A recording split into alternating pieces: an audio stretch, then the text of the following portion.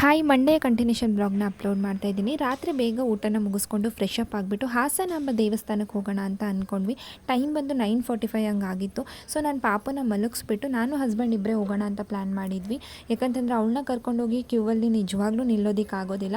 And 1000 rupee ticket ಇರ್ಬೋದು, 300 rupees ಇವನ್ pass ಯಾರೇ ಇದ್ರೂ 3 to 4 ಅವರ್ಸ್ ಅಂತೂ ವೆಯ್ಟ್ ಮಾಡಲೇಬೇಕಾಗಿತ್ತು ಅಂತ ಗೊತ್ತಿತ್ತು. ಹಾಗಾಗಿ ನಾವೇನು ಮಾಡಿದ್ವಿ, ಪಾಪನ ಬಿಟ್ಬಿಟ್ಟು ಹೋದ್ವಿ. ಆ್ಯಂಡ್ ನಾವು ಗಾಡಿನ ಬಂದು ದೇವಸ್ಥಾನದಿಂದ ತುಂಬ ಹಿಂದೆನೇ ಪಾರ್ಕಿಂಗ್ ಮಾಡಿ ಹೋದ್ವಿ. ಆ್ಯಂಡ್ ನಾವು ಹೋಗಿದ್ದು ಧರ್ಮ ದರ್ಶನಕ್ಕೆ. ಆ್ಯಕ್ಚುಲಿ ಫಸ್ಟ್ ಒಂದು ಕೌಂಟರ್ ಅಷ್ಟೇ ಸ್ವಲ್ಪ ಜನ ಕಡಿಮೆ ಇದ್ದಿದ್ದು. ಅದರಿಂದ ಮುಂದೆ ನೋಡಿದರೆ ಸಿಕ್ಕಾಪಟ್ಟೆ ಜನ ಇದ್ದರು. ನನಗನ್ಸಿದ್ದು ಒಂದೇ, ಮೇ ಬಿ ಬೆಳಕಾದ್ರೂ ನಮಗೆ ದೇವ್ರ ದರ್ಶನ ಮಾಡೋದಕ್ಕಾಗೋದಿಲ್ಲ ಅಂತ. ಆದರೂ ಒಂದು ಸಲ ಅಂದ್ಕೊಂಡ್ವಿ, ಹೆಂಗೂ ಬಂದಿದ್ದೀವಿ ದರ್ಶನ ಮಾಡಿಕೊಂಡೇ ಹೋಗೋಣ ಅಂತ ಹೇಳ್ಬಿಟ್ಟು ಒಂದು 15 to 20 ಮಿನಿಟ್ಸ್ ಏನೋ ಕ್ಯೂವಲ್ಲಿ ನಿಂತ್ಕೊಂಡ್ವಿ ಅಷ್ಟೇ.